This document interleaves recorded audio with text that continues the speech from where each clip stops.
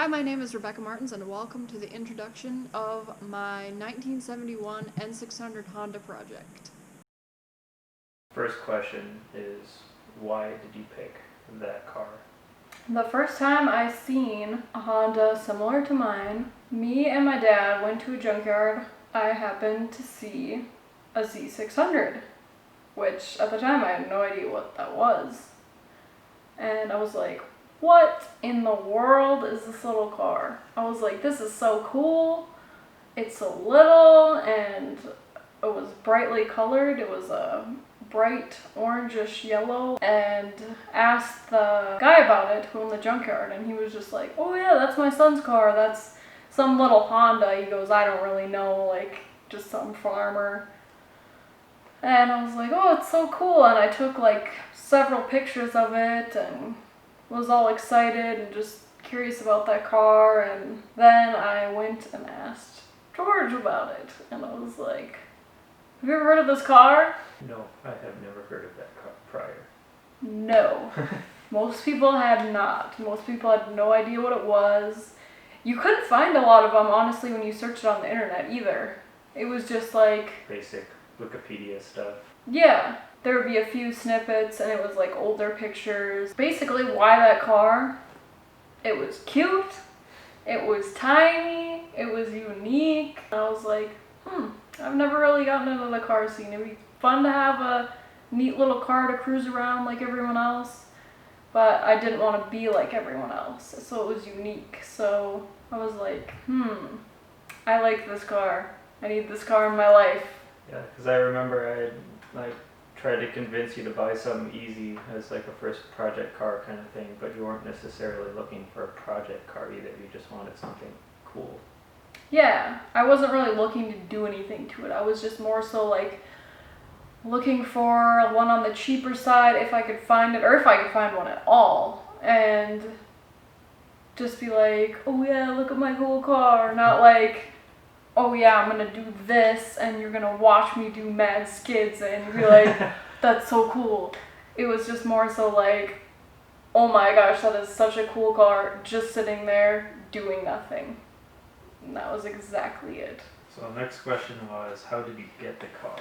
They were either way crazy expensive that it was never gonna happen, or way too far away. There was another model, which was the N600, and they were a little bit more common. And then I happened to stumble across this one being sold by an eBay store in Monument, Colorado, and it was bright purple, my favorite color. I was 16 at the time. I was at my dad's in Stanley, and I was like, hey Dad, look at this cool car. Like, we can't road trip across the country to go look at it and I could buy it, can we?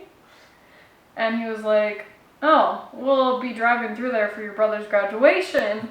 So you're saying there's a chance?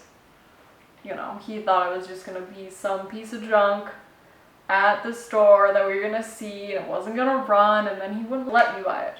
Wishful thinking. Wishful thinking. So he's like, oh yeah, okay, whatever. I was so excited, and it was just this small little town, and we pulled up to this little like country western looking eBay store, and there it was on the corner. Looked so nice. It looked brand new. It had a little motorcycle trailer behind it painted to match, and I flew out of the vehicle and was like, oh my gosh, it's so good, it's so nice, it's so great, we need to go buy it and whatever. And my dad was just like, oh no, because he knew we had to haul this little car back. I was like, take my money, I love it. And then it made the trip to Arizona with us to my brother's graduation, where we switched off trailers and he hauled it back behind his lifted Ford. That wasn't an enclosed trailer, was it? Nope. Yeah, so you see this big white lifted OBS F-250 flatbed pulling little purple car. Little Honda. We got it back in North Dakota, and it was just like, I never thought that would happen. Ever. Final question is, what made you decide to swap it? Well, I would want to drive it in a like our small town 4th of July parade, and it would not start. And driving it into town was a struggle. It was like, we're not gonna make it up this hill. Oh my gosh, we're gonna have to get out and push. Or we're not gonna make it above 15 miles an hour. Hopefully the person behind us sees us, doesn't run over us because we can't get out of the way. Oh my gosh, a piece of the door just flaked off and there's a giant rust hole behind it. The previous owner didn't prep the metal right prior to painting. No. And it was like, oh, maybe we'll just look at the wiring to see, like, maybe there's like a short or something's not connected right, or that was just a disaster. It was like red to blue to green to random clusters not covered by electrical tape. It was just a mess. They were like, oh, we'll take the dash off, make it a little easier. Oh, we need to get to these 2 screws in order to take the dash off, but there's epoxy over them. Tried to take some of the epoxy off. There's rocks mixed in with the epoxy. Landslide of surprises. It was just a bad mess and gross, and the more we looked, the worse it got. I'm gonna have to work on this car. Yeah, which is not what you originally planned to do. Just wanted to have a cool runaround vehicle. You know, it's something that nobody has, but it turned into something that needs all this extra work because the previous owner did a lot of it rather rushed.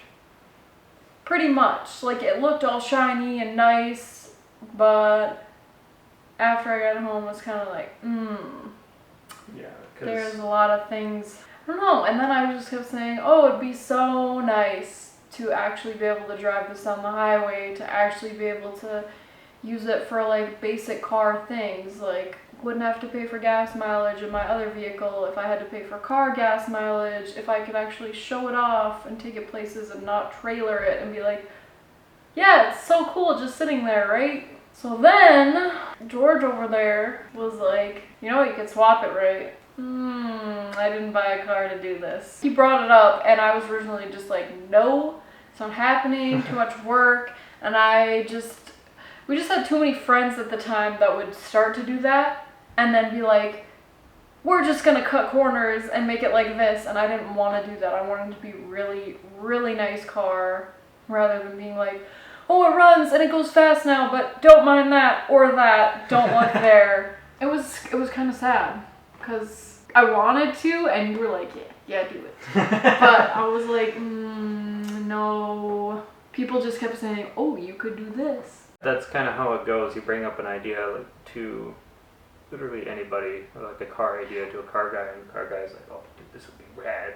Everyone's got their own. It's almost an art of its own just because people do so many different things. Brought up a bunch of different engines you could have swapped in. I brought up like we looked it up and all these other people were swapping newer motorcycle engines into it. Like there are a couple people that did like Honda V-twin stuff or V4 stuff. Some inline 4 stuff like CBR engines or like Goldwing engines even, I think, or something similar. You wanted reverse. Obviously it's kind of a big thing in a car, regardless of how light it is, because you can't, I mean, you could open the door, stick your foot out, and that's your reverse, but if I had to load it onto the trailer I made and I was by myself, I could barely push it how it was. So having a heavier motor in it and like not having reverse, I just knew if I had to ever load it or unload it by myself, it probably wasn't going to happen. Which is understandable. It's kind of a big thing to have in a car. It's not like you want to be that guy that sticks his foot out the door every time you back up out of a car spot. And I had done some research and people had solutions to reverse, or like I wouldn't say solutions, they had some band-aid fixes for reverse with motorcycle engines. Like people would put a sprocket on a starter motor, run it into the chain, and that would be reverse. And or like the Goldwing, some of the Goldwings have reverse and stuff like that. But I had also brought up that you could 12A rotary swap it because it's a small motor. It would probably fit in the front, and the solid rear axle of the FB RX-7 would likely match the car pretty well. We'd probably have to shorten it, but I'd brought that up too. But the problem with that is it's a rotary and B, a carbureted rotary, so kind of fickle. Yeah, and I just didn't really want to go down that path. Also really wanted a Honda engine to keep it Honda and like just, yeah, not be like, this is my Honda with this other car's engine in it. Like it was still You didn't want some bastard child. You wanted it to be like the heart to be of the same manufacturer. Yeah, not like my Suzuki motorcycle engine in the front of my cute little, like, no. So we decided on a Honda B series because that gets you a modern engine that's reliable, pretty cheap to do much of anything with. You get reverse, and it's plenty stout, even in factory form for that car for 1,300 pounds curb weight, or even slightly more because of the added powertrain weight. And that's initially how it started, and then finding a motor, and we found the Integra. Yeah, and finding the donor vehicle wasn't too hard because the B series came in a lot of different vehicles, but you had decided on a late 90s Integra, which means it was a B18B, non-VTEC, not the B18C and not the B18 from the earlier generation. And as far as placement, we had looked into putting it into the front initially, and you wanted to put it in the front. And we had seen other people do B series swaps in the front of Minis to the point where there are actually kits out there to do such a thing. Mm-hmm. And there was one guy that had put a B series in the front of an N600 or a Z600. I think it was a Z600, and he pretty much cut away the whole front. I've never really seen a whole lot of cars with the engine in the back, and I was just like, Yeah. I was like, okay, is this gonna be alright for me to drive? Like, it's not gonna be broken 24/7 because we don't know what we're doing. Like, it's gonna be possible. And he's just like, it'll be cool.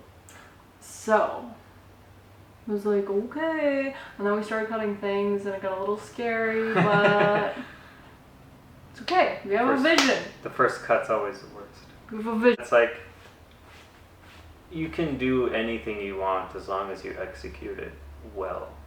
Yeah. That's, I guess, the big thing is that so many people have these ideas of doing things and they're like, oh, let's do this, and they don't exactly know how to do it, or they don't know how to do it right, and they're just like, well, this gets the job done, so that's what I'm looking for, and they do it, and then it just detracts on the build entirely because of a few things that weren't done necessarily well, and then all of a sudden you just have a car that you don't really actually like that much by the time it's done.